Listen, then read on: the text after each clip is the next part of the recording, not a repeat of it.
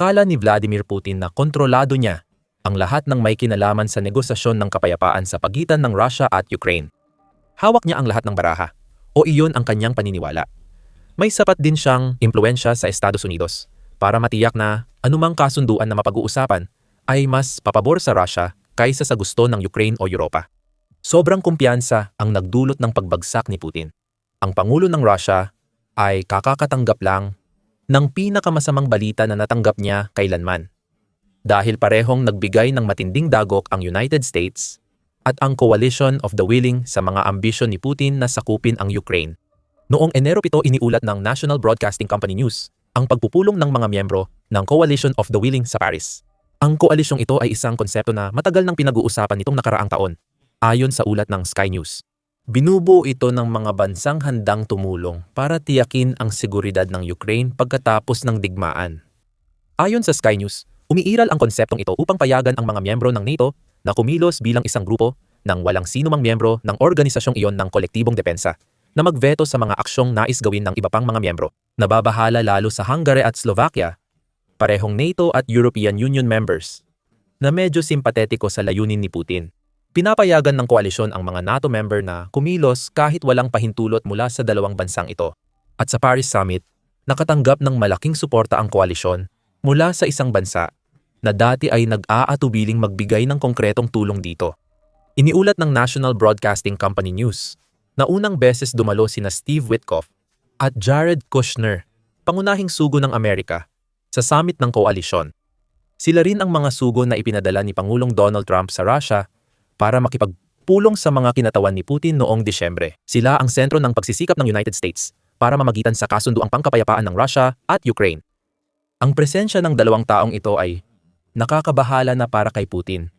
Natiyak na gusto silang malayo sa mga bansang Europeo na nagbibigay ng seguridad. Gayunpaman, ang pahayag ni Witkoff at Kushner sa summit ang dapat ikabahala ni Pangulong Putin ng Russia. Lalo na't kasama pa nila si United States General Alexis Grinkovich sa Europa. Parehong nagbigay ng pahayag sina Witkoff at Kushner na nagpapahiwatig na matibay ang suporta ng United States sa mga katulad na protokol sa seguridad na iniaalok ng Coalition of the Willing sa Ukraine. Si Witkoff ang nagbigay ng pinakamalinaw na pahayag ng suporta ng United States sa mga ganitong protokol, habang nakatayo sa tabi ng mga leader ng Ukraine, Germany, France, at United Kingdom. Ayon sa espesyal na sugo ni Trump, ang mga protokol sa seguridad na iyon ay nilalayong pigilan ang anumang pag-atake, anumang karagdagang pag-atake sa Ukraine.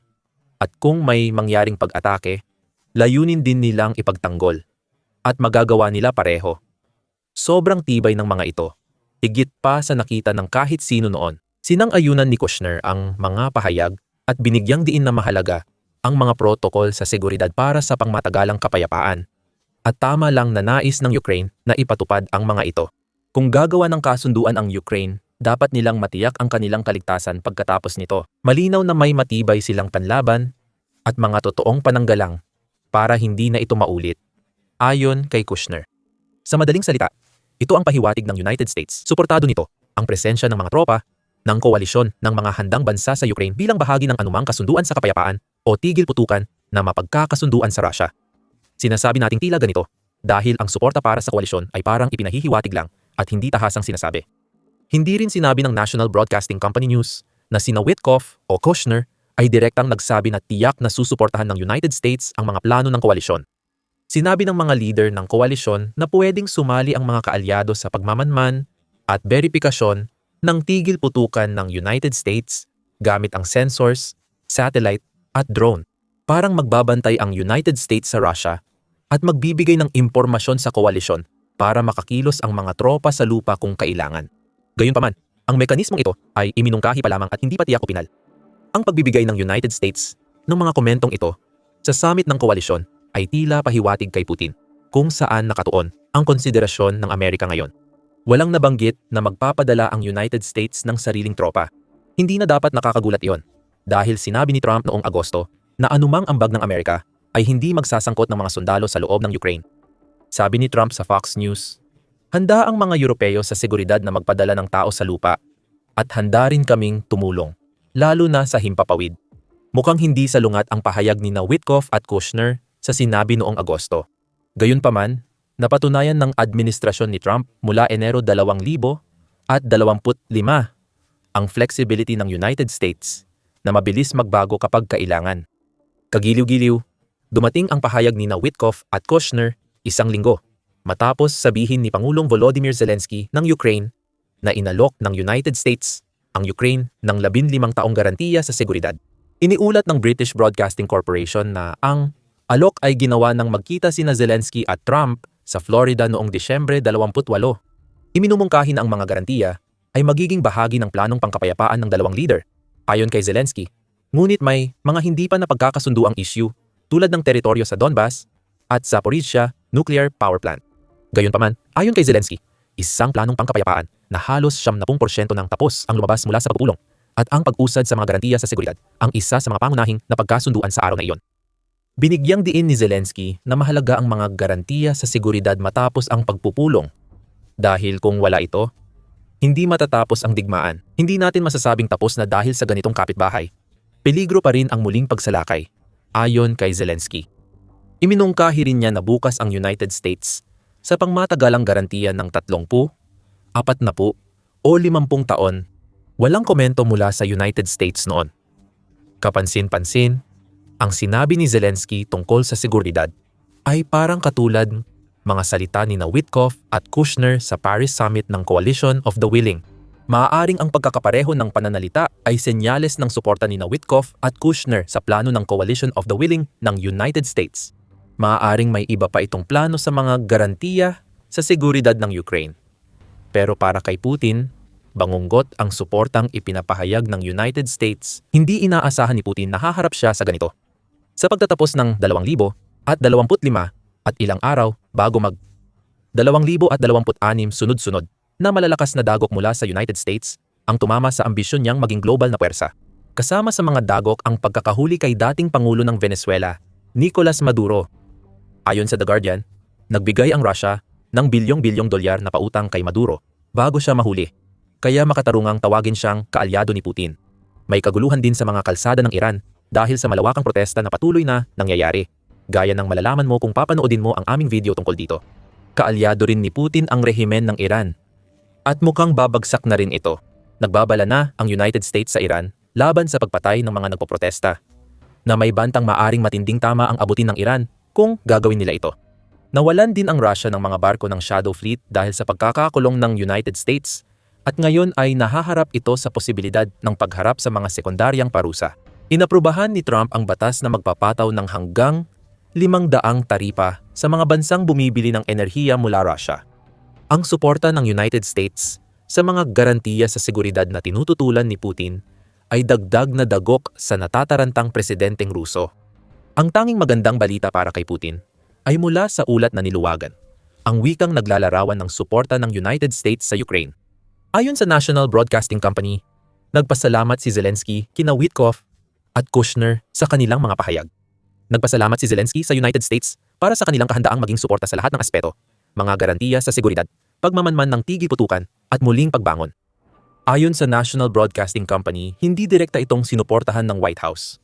Hindi rin nabanggit ang paggamit ng United States bilang bahagi ng multinasyonal na puwersa sa Ukraine, na ayon sa National Broadcasting Company ay nasa naunang draft ng pahayag ni Zelensky. Anumang pag-asa na maaring naramdaman ni Putin tungkol sa tila pagbibigay ng United States ng kaunting kaluwagan pagdating sa suporta nito sa mga garantiya ng seguridad para sa Ukraine ay maaring agad ding maglaho. Gayunpaman, noong Enero 8 iniulat ng Euronews ang sinabi ni Zelensky na handa na ang seguridad ng Ukraine at United States at kailangan na lang ang pag-apruba ni Trump. Sinabi ni Zelensky na ang dokumento ay halos handa na para pinal na tapusin. Wala pang pirma si Trump, pero ang panulat niya ay parang tabak ni Damocles na nakabitin sa ulo ni Putin. Malamang ito ang gusto ni Trump. Sa lahat ng usapang ito tungkol sa koalisyon ng mga handang tumulong, dapat mo talagang asahan yon. Hindi tahimik ang grupo habang ginagawa ng United States ang malaking anunsyo nito at hindi rin ito nagbigay ng kasunod na dagok kay Putin. Nilinaw ng koalisyon na sila ang unang magpapadala ng tropa sa Ukraine bilang bahagi ng kasunduan sa kapayapaan o tigil putukan. Ang Pransya at United Kingdom ayon sa British Broadcasting Corporation ay lumagda ng deklarasyon ng intensyon na magpadala ng tropa sa Ukraine kung may kasunduan sa kapayapaan. Lumabas ang balita isang araw bago magsalita sina Witkoff at Kushner sa Paris Summit. Nagpaliwanag si United Kingdom Prime Minister Keir Starmer ng ilang detalye tungkol sa pahayag ng intensyon na ito. Binanggit na ang United Kingdom at France ay nangakong magtatayo ng mga military hubs sa buong Ukraine na inaasahan nilang magiging bahagi ng pagpigil sa anumang posibleng panibagong pananakop ng Russia sakaling magkaroon ng kasunduang pangkapayapaan. Idinagdag ni Pangulong Emmanuel Macron ng France na maaring magpadala ng libu-libong sundalo sa ilalim ng pangakong ito. Ayon sa British Broadcasting Corporation, nagkasundo na ang karamihan sa mga kaalyado ng koalisyon tungkol sa mga garantiya sa seguridad para sa Ukraine, kasabay ng naunang mungkahi na maaring gumanap ang United States ng papel sa pagmamanman ng anumang tigil putukan sa pagitan ng Ukraine at Russia. Issue pa rin ang teritoryo, pero isa na lang ito sa ilang natitirang usapin. Malaking balakid ito. Ayon sa British Broadcasting Corporation, sinakop ng Russia ang 20% ng Ukraine pagsapit ng 2,000 at 26 kabilang ang Donbas na nais ni Putin isuko ng Ukraine para sa kasunduang pangkapayapaan. Malaki ang nakasalalay kung magkasundo ang Ukraine at Russia tungkol sa teritoryong ito. Kung walang kasunduang iyon, maliit ang halaga ng pangakong ginawa ng France at United Kingdom, pati na rin ang suporta ng United States, dahil magpapatuloy pa rin ang digmaan sa Ukraine. Mahalagang hakbang ang deklarasyon ng layunin, sabi ni Starmer, bilang bahagi ng pangakong manindigan kasama ang Ukraine sa matagal na panahon. Ayon sa United Kingdom Prime Minister tungkol sa kasunduang ito, binubuksan nito ang daan para sa legal na balangkas kung saan maaaring kumilos ang mga puwersa ng Britanya, Pransya at mga kaalyado sa lupa ng Ukraine. Layunin nitong tiyakin ang seguridad ng himpapawid at karagatan ng Ukraine at muling palakasin ang sandatang lakas ng Ukraine. Mas masigla ang Canadian Broadcasting Corporation ng Canada tungkol sa balita ng mga security guarantee para sa hinaharap. Sa ulat nito noong Enero 6, sinabi nitong nakatanggap ang Ukraine ng sunod-sunod na konkretong garantiya sa seguridad na sinuportahan ng mahigit 30 bansa. Maaaring ganoon nga ang nangyayari sa likod ng mga eksena, ngunit tila ang United Kingdom at Pransya lamang ang hayagang nangakong magpadala ng mga tropa sa lupa sa pamamagitan ng kanilang deklarasyon ng intensyon. Wala pang ganitong pangako ang Alemanya. Sabi lang ni German Chancellor Friedrich Merz, bukas pa rin sila sa anumang posibilidad. Posibleng dumating ang sundalong Aleman sa Ukraine, pero mukhang hihintayin muna ng Alemanya ang mga kaganapan bago mangako. Mahalaga lang ito kung papayag ang Russia sa kasunduang pangkapayapaan na may kasamang garantiya sa seguridad para sa Ukraine. May ilang dahilan kung bakit magiging mahalaga ang mga garantiya na ito. Ayon sa British Broadcasting Corporation noong Agosto 2025, ang ideya ng mga garantiya sa seguridad ay pabago-bago. Pwedeng tumukoy ang termino sa pagpapadala ng sundalo o pagpataw ng mas mabigat na parusang pinansyal sa Russia kaysa sa kasalukuyan. Pero sa huli, dapat matibay ang garantiya para mapigilan si Putin sa bagong pananakop kahit may kasunduan sa kapayapaan. Nabigo ang una niyang pagtatangka. Matapos halos 4 na taon ng labanan, hindi nakuha ang gusto niyang resulta. Baka gamitin ni Putin ang kasunduan sa kapayapaan o tigil putukan para mag-ipon ng lakas at sumubok ulit pag handa na siya. Ang ebidensya ng plano ni Putin ay makikita sa pagtutol ng Russia sa pagsali ng Ukraine sa NATO at sa hiling na paliitin ang militar ng bansa. Malinaw na sinusubukan nilang pahinain ang Ukraine para mapakinabangan ng Russia sa susunod na pananakop. Maganda man ang balita sa deklarasyon ng United Kingdom, France at suporta ng United States sa seguridad, may problema pa ring hinaharap si Zelensky. Nilinaw ng The Guardian ang isyung ito noong Enero 8 nang iulat nila ito. Sabi ni Zelensky, wala pang malinaw na sagot mula sa mga kaalyadong Europeo ng Ukraine kung paano tutugon kung muling atakihin ng Russia ang Ukraine. Hindi pa rin alam ni Zelensky kung ang isang muling pananakop ay magtutulak sa mga bansang nangakong magbigay ng garantiya sa seguridad na aktwal na tumulong at ipagtanggol ang Ukraine ng direkta. At malinaw na ito ay isang malaking alalahanin para kay Zelensky. Gusto ko ng simpleng sagot na, oo. Kapag may agresyon ulit, lahat ng kaalyado ay tutugon laban sa mga Ruso. Iyan ang tanong ko sa lahat ng kaalyado natin. Hanggang ngayon, wala pa akong malinaw o tiyak na sagot. Ayon kay Zelensky. Ayon sa British Broadcasting Corporation, may kakaibang pagkakaiba rin sa wika ng Ukraine at United States. Nabanggit namin ang wikang iyon kanina. Ngunit hindi namin natalakay ang punto ng British Broadcasting Corporation na mas ginagamit ng United States ang protocol sa seguridad kaysa garantiya sa seguridad. Maaaring magkapareho lang ang ibig sabihin ng mga ito. Gayunpaman, posible rin na ginagamit ng United States ang salitang protocol upang bigyan ang sarili nito ng kaunting kaluwagan pagdating sa kung ano ang iaalok nito at kung paano ito tutugon kung sakaling labagin ng Russia ang isang kasunduan sa kapayapaan o tigil putukan. Ang garantiya ay isang pangako, samantalang ang protokol ay maaaring baguhin. Kagiliw-giliw din na ang paunang pahayag ni Zelensky tungkol sa deklarasyon ng layunin na nilagdaan ng United Kingdom at France ay nabawasan ng bigat dahil sa mga komento na ginawa niya kalaunan. Binanggit niya rin ang kawalan ng sagot kung ano ang mangyayari kung bumalik ang Russia. Sinabi ni Zelensky na pinahahalagahan at nagpapasalamat siya sa political will ng mga kaalyado ng Ukraine.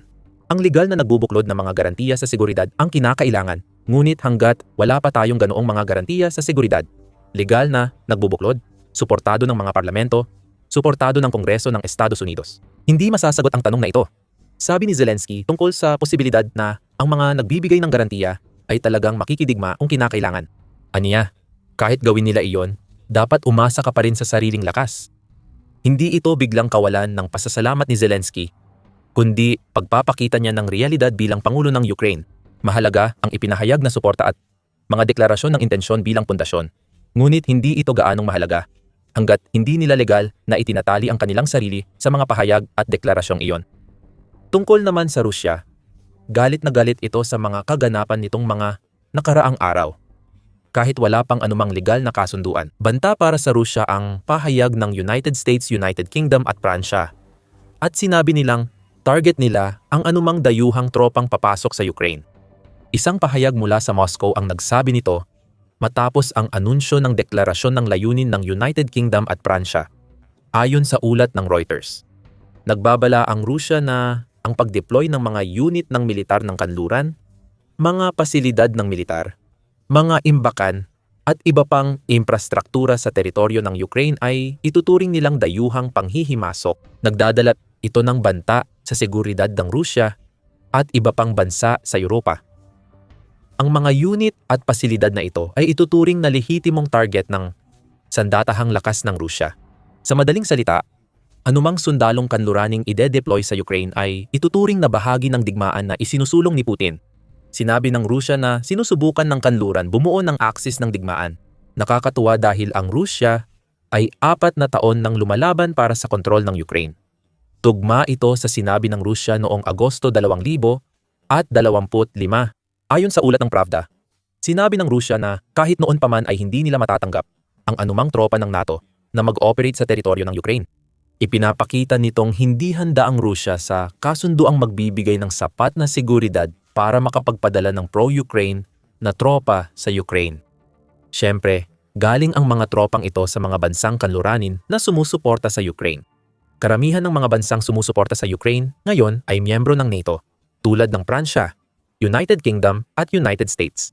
Ang muling pag-ulit ng Russia sa pagtanggi nitong tanggapin ang anumang tropang kanluranin na papasok sa Ukraine ay katumbas ng pagsasabi ng bansa na hindi ito pipirma sa isang kasunduang pangkapayapaan. Kasama rito ang garantiya sa seguridad mula sa koalisyon ng mga handang tumulong o uri ng garantiya protocol na sinusuportahan ng United States. Sa huli, kaya naghahanap si Zelensky ng mas konkretong aksyon dahil sa ganitong mga pahayag. Mag-aalala si Putin tungkol sa ganitong katinding pangako na ipinapahayag para sa mga garantiya sa seguridad, lalo na ngayon na ang suporta ay iniaalok ng isa sa iilang bansa na may sapat na lakas militar para panindigan ang kanilang sinasabi. Ngunit lahat mula sa mga garantiya sa seguridad hanggang sa kung paano ito ipapatupad ay nakadepende sa pagkakaroon ng kasunduan sa kapayapaan. Sabi ng Rusya, hindi sila papayag sa kapayapaan kung papasok ang tropang kanluranin sa Ukraine. Ngayon, kailangang ilagay ng Ukraine at kanluran si Putin sa tinding presyon para mapilitan siyang tanggapin ito. Maganda ang ginagawa ng Ukraine tungkol dyan. Patuloy nitong pinapatunayan na ang mga pahayag ng Rusya na nasakop na nila ang ilang teritoryo sa Ukraine ay hindi totoo. Ang Pokrovsk, na halos 2 taon nang pinupuntirya ng Rusya, ay isa sa mga lungsod na sinasabi ng mga tauhan ni Putin na nasakop na nila. Ngunit hindi pa ito nangyayari. Alam natin ito dahil inatake ng Ukraine ang convoy ng Rusya sa labas ng Pokrovsk at nawala lahat ng sakay nito. Alamin pa ang iba sa aming video. At huwag kalimutang mag-subscribe sa The Military Show para sa iba pang mga video na tumatalakay sa kalagayan ng mga garantiya sa seguridad para sa Ukraine. At maraming salamat, gaya ng dati, sa panonood.